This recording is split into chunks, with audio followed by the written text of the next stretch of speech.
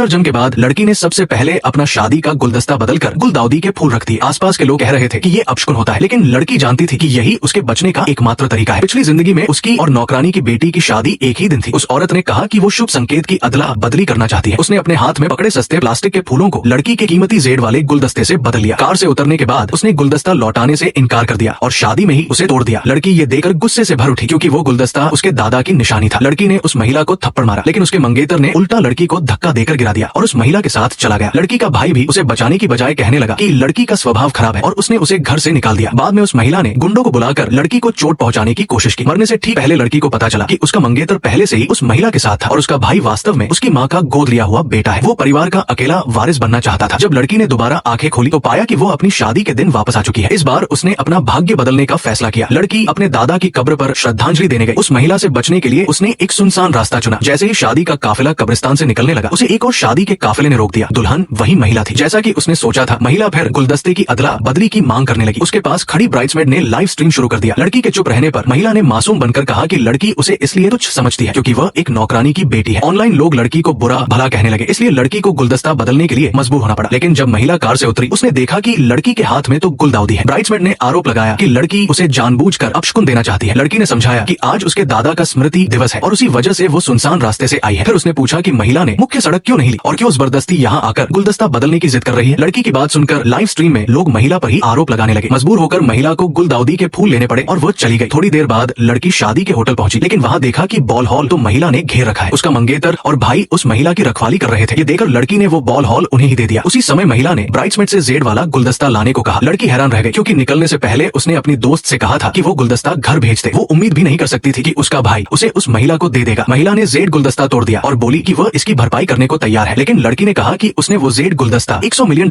में संग्रहालय को दान कर दिया है, इसलिए अब उसे संग्रहालय को मुआवजा देना चाहिए। तभी संग्रहालय का निदेशक अपने कर्मचारियों के साथ अंदर आ गया। सभी लोग वही के वही स्तब्ध रह गए।